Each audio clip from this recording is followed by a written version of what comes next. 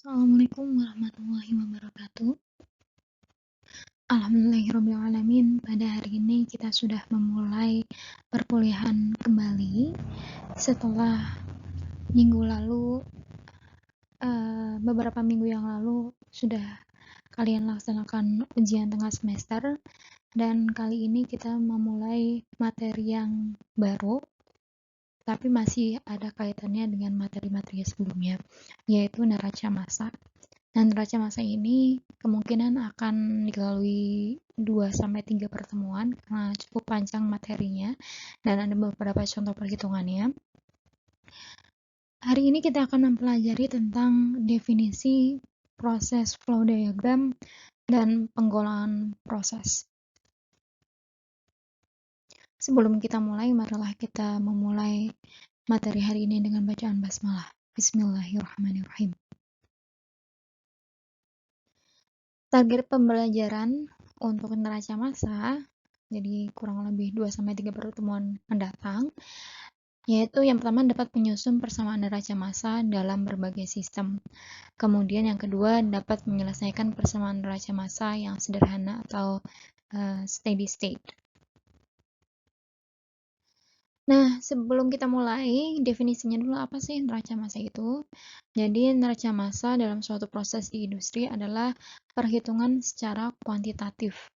Ya namanya perhitungan ada angka-angka, pastinya berbentuk kuantitatif. Dari semua bahan-bahan yang masuk, yang keluar, yang terakumulasi, dan yang terbuang dalam sistem tersebut. Atau kalau digambarkan seperti ini, jadi ada input, ada output, ada yang terbuang, atau ada yang terakumulasi dalam sistem. Nah, perhitungannya hampir sama seperti minggu-minggu yang lalu, tapi ini awalnya dulu kita lebih ke teorinya dulu. Insya Allah minggu depan sudah mulai perhitungan atau pertemuan yang akan datang, karena mungkin minggu depan sudah mulai cuti Idul Fitri. Diagram alur proses. Tadi pengertian neraca massa. Nah, sekarang adalah diagram alur proses atau bahasa Inggrisnya proses flow diagram. Ini biasanya kalian temukan atau nanti ketika kalian tugas akhir nanti membuat proses flow diagram ini, dan di mata kuliah lain yang berhubungan dengan teknik kimia, kalau kalian ambil konsentrasi teknik kimia, pastinya sangat banyak kalian mempelajari proses flow diagram ini. Maka dari itu, di pengantar teknik kimia ini kita harus tahu apa itu PFD atau diagram alur proses, yaitu gambaran yang berupa diagram yang menunjukkan semua aliran bahan-bahan baik yang masuk maupun yang keluar. Berikut data-data susunan dari campuran bahan-bahan aliran. Kemudian gambaran ini bisa bersifat kuantitatif, bisa bersifat kualitatif. Kalau kuantitatif menunjukkan macam-macam bahan dan data kuantitatif. Jadi contohnya aliran berupa kilometer per jam atau berupa misalnya konsentrasi zat dan lain-lain. Kemudian kalau kualitatif menunjukkan macam-macam bahan yang masuk dan keluar. Jadi ini ke data angka, kalau ini data namanya apa, bahannya. Istilah-istilah dalam proses flow diagram, nanti ada gambarnya ya, apa itu proses flow diagram, biar kalian lebih paham. Pengertian yang pertama adalah sistem. Apa itu sistem? Ini sudah kalian pelajari di kimia fisika, ada pengertian sistem. Sistem adalah bagian atau keseluruhan proses yang ditinjau yang biasanya harus dibatasi untuk memisahkan antara sistem dan bagian luar sistem. Contohnya ini sistemnya, sistem reaktor. Bagian luarnya disebut lingkungan. Jadi ini misalnya di sini reaktor, ini absorber. Biasanya PFD ada reaktor, ada absorbernya. Kemudian yang disebut input kan ada yang nama input output. Nah, kalau input itu bahan yang keluar dari reaktor. Walaupun namanya input masuk, tapi input di sini adalah bahan yang keluar dari reaktor. Kemudian absorber itu adalah di dalamnya ada pemurnian produk. Jadi keluar dari sini namanya input, kemudian diproses oleh absorber. Istilah dalam proses flow diagram continue atau selanjutnya adalah Pengertian proses. Proses adalah peristiwa di mana bahan mengalami perubahan fisik atau kimia atau keduanya. Jadi prosesnya di PFD itu bisa berupa kimia, bisa berupa fisika. Kalau perubahan fisika atau perubahan fisik, yaitu contohnya pemisahan, pencampuran, pengeringan. Kemudian kalau perubahan kimia itu melalui reaksi-reaksi kimia. Selanjutnya lagi, pengertian yang ada di PFD ini atau diagram alih proses adalah reaktor. Ini sangat sering kalian temui, tadi juga ada reaktor ya di gambarannya. Reaktor adalah suatu alat proses tempat di mana terjadinya suatu reaksi berlangsung, baik itu reaksi kimia atau nuklir dan bukan secara fisika. Reaktor kimia adalah segala tempat terjadinya reaksi kimia, baik dalam ukuran kecil seperti tabung reaksi sampai ukuran yang besar seperti reaktor skala industri. Jadi di reaktor itu nama alatnya. Istilahnya seperti kalau kalian di lab itu ya tabung reaksi, tapi kalau nanti kalian magang atau kerja praktek di industri pasti kalian akan tahu apa itu reaktor skala industri. Nah, ini gambaran, contohnya adalah proses flow diagram dari sintesa amonia yang melibatkan absorben. Kemudian, gambaran ini akan sering kalian temui di mata kuliah lanjutan jika kalian mengambil konsentrasi teknik kimia. Dan kalian tugas akhirnya juga nanti akan membuat prarencana pabrik ya yang isinya kurang lebih akan seperti ini. Jadi di sini ada yang namanya reaktor, kemudian tadi yang namanya input ya yang keluar dari reaktor ini, kemudian ada absorber. Di sini kemudian ada proses selanjutnya. Di sini ada angka-angka.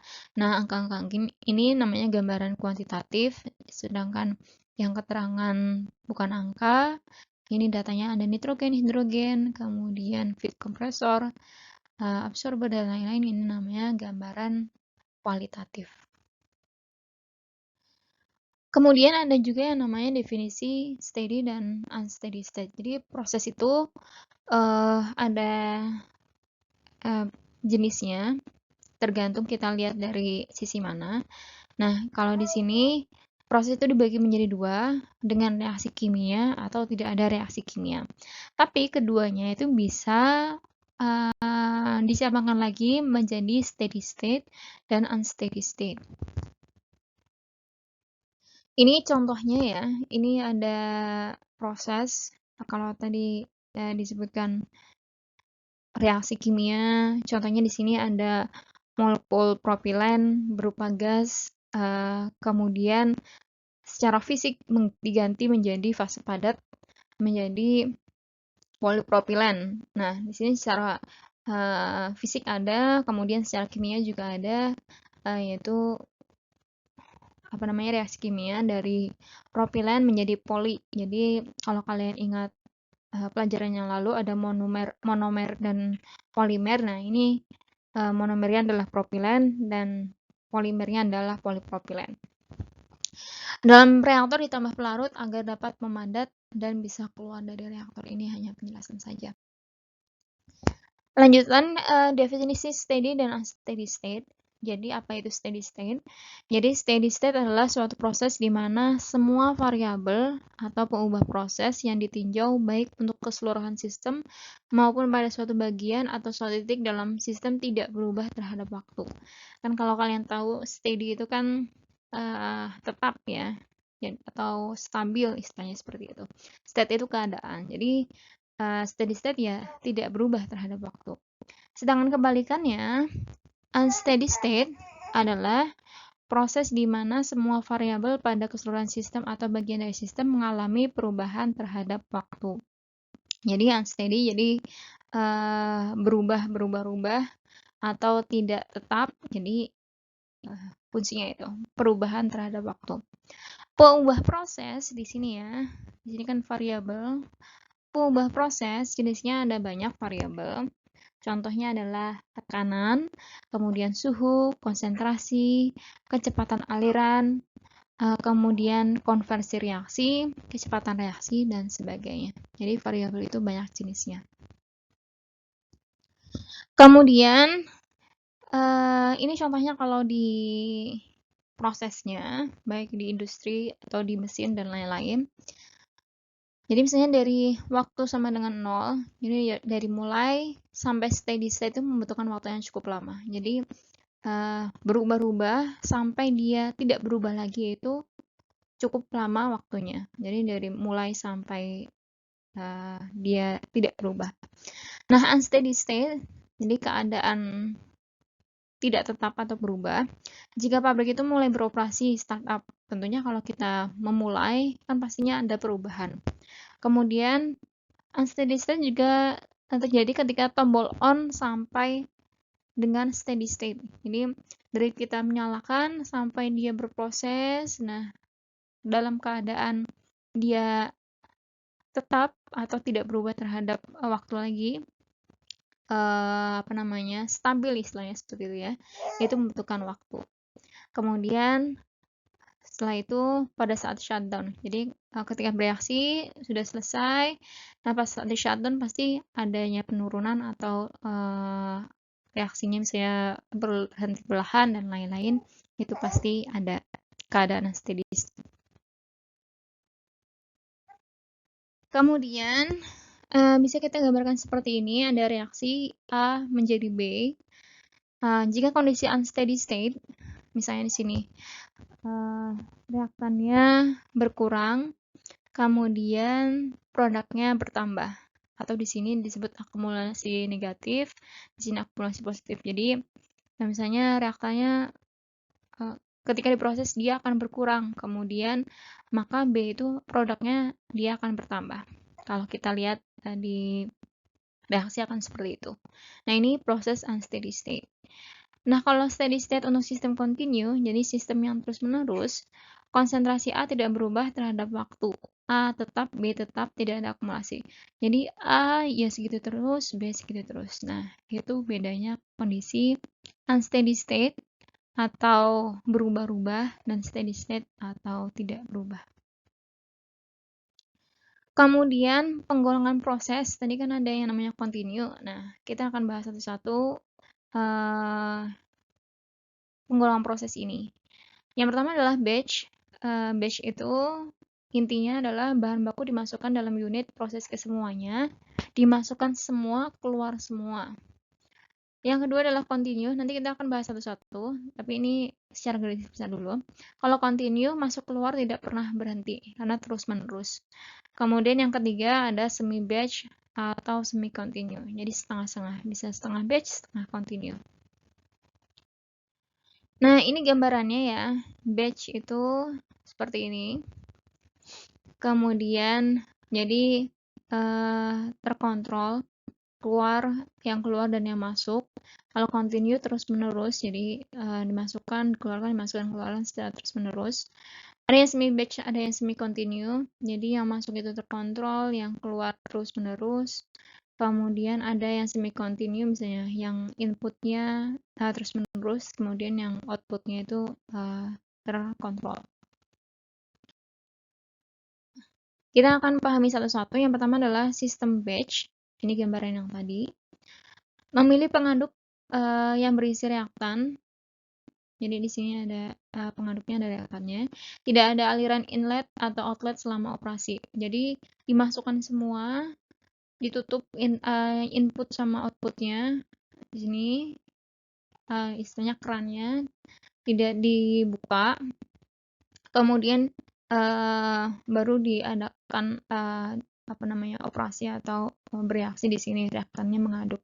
Ini namanya batch. Kemudian penggunaan batch reaktor biasanya sangat cocok. Nah, reaktornya namanya batch reaktor sesuai sistemnya. Kemudian untuk produksi berkapasitas kecil, misalnya dalam proses pelarutan padatan, pencampuran produk, reaksi kimia, batch distillation, kristalisasi, ekstraksi cair-cair, kemudian polimerisasi, farmasi, dan fermentasi. Nah, ini jenis-jenis produksi yang berkapasitas kecil biasanya menggunakan proses batch. Yang kedua adalah sistem continue. Ini gambaran yang tadi ya. Jadi Reaktor kontinu mempunyai aliran masukan dan keluaran inlet atau outlet yang terdiri dari campuran homogen atau heterogen. Jadi ini inlet outletnya terbuka terus-menerus. Reaksi kontinu dioperasikan pada kondisi steady, di mana arus aliran masuk sama dengan arus aliran keluar. Jadi misalnya tadi A sama dengan B. A-nya tetap, B-nya tetap. Kemudian reaktor kontinu dibagi menjadi dua jenis utama, yaitu satu reaktor air tangki berpengaduk atau RATB atau Continuous Stirred Tank Reactor atau CSTR. Kemudian yang kedua adalah reaktor alir pipa atau RAP atau Plug Flow Reactor. Jadi reaktor kalian akan mempelajari khusus nanti di mata kuliah yang lain. Kalau ini hanya pengetahuan saja karena ini pengantar teknik kimia. Kemudian yang ketiga, semi batch atau semi continue, jadi gabungan antara keduanya. Biasanya berbentuk tangki yang berpengaduk. Jadi sama-sama tadi dari 3 gambar tangki berpengaduk semua ya. Cara operasinya dengan selan memasukkan sebagian zat reaksi ke dalam reaktor, sedangkan zat reaksi yang lain atau sisanya dimasukkan secara kontinu ke dalam reaktor. Kemudian ada material masuk selama operasi tanpa dipindahkan. Reaktan atau massa yang masuk bisa dihentikan dan produk bisa dipindahkan selama operasi waktu tertentu. Tidak beroperasi secara steady state. Jadi kalau tadi continue itu steady state, kalau ini tidak beroperasi secara steady state. Jadi gabungan antara batch dan continue. Selanjutnya, kalau kita tahu neraca massa itu juga ada di hukum skala massa. Jadi persamaan matematisnya, kita mulai ke pengantar perhitungannya. Massa tidak dapat diciptakan dan tidak dapat dimusnahkan. Persamaan umum neraca massa untuk suatu proses, accumulation within the system. Jadi akumulasi sama dengan input dikurangi output. Ya, jadi ini terjemahannya. Kemudian ditambah bahan yang terbentuk dikurangi bahan yang bereaksi. Kemudian 3 dan 4 itu untuk proses dengan reaksi kimia. Jadi kalau untuk proses fisika tidak ada.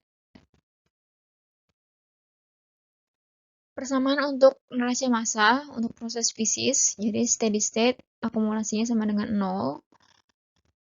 Kemudian sehingga input dikurangi output sama dengan 0. Sedangkan untuk unsteady state atau yang berubah-ubah, input minus output sama dengan akumulasi atau accumulation. Jadi karena ini berubah-ubah ya, dia tetap terus berakumulasi. Kemudian neraca massa gunanya untuk apa sih? Dapat disusun untuk campuran zat secara keseluruhan atau disebut total mass balance. Jadi ada beberapa zat kemudian dicampur secara keseluruhan bisa menggunakan neraca massa, atau zat-zat tertentu disebut komponen mass balance. Jadi neraca massa itu bahasa Inggrisnya mass balance ya. Jadi zat tertentu karena ini tertentu jadi komponen, tapi kalau keseluruhan itu total. Nah, ini persamaan neraca massa bisa ada dua. Yang pertama adalah saat tertentu, jadi atau instant time. Rumusnya seperti ini. Jadi delta M per delta T atau waktu. Kemudian diferensi dari M dan diferensi dari waktu bisa gram per second karena ini massa. Jadi waktunya second atau gram per menit dan sebagainya. Disebut differential mass balance atau mass balance itu kan neraca massa. Jadi diferensi neraca massa. Masing-masing term dalam differential mass balance menggambarkan proses dengan aliran dan kecepatan massa aliran dari masing-masing bahan aliran. Kemudian yang kedua adalah untuk suatu periode waktu tertentu atau delta theta atau time atau waktu. Neraca massa disebut integral mass balance. Kalau tadi diferensial, ini integral. Masing-masing term dalam integral mass balance hanya menggambarkan proses dengan aliran dan massa aliran dari bahan aliran dan umumnya dipakai pada proses batch. Jadi itulah bedanya saat tertentu atau instant time dengan suatu periode waktu tertentu. Kemudian dasar perhitungan atau basic calculation untuk menyusun persamaan neraca massa dapat ditentukan dari banyaknya bahan yang masuk, kemudian produk yang dihasilkan. Jadi bahan yang masuk itu apa saja, seperti tadi reaksi A menjadi B, jadi bahannya misalnya A, produk yang dihasilkan misalnya B. Langkah-langkah dalam menyusun neraca massa.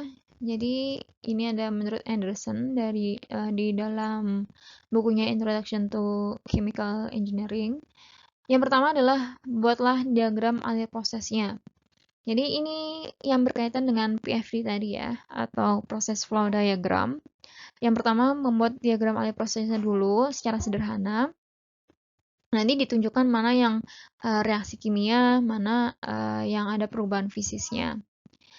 Kemudian setelah menggambar diagram alir prosesnya, jangan lupa tuliskan datanya. Data yang ada yang relevan dimasukkan, termasuk kecepatan aliran, suhu, volume, komposisi, tekanan, dan data fisik lainnya yang mungkin diperlukan. Jadi data kualitatif dan data kuantitatif semuanya dimasukkan di dalam PFD tadi. Kemudian pelajari semua data yang ada pada diagram alir proses maupun data lain yang ada untuk menyusun hubungan antara besaran-besaran yang diketahui dengan besaran-besaran yang tak diketahui dan besaran-besaran yang perlu dihitung.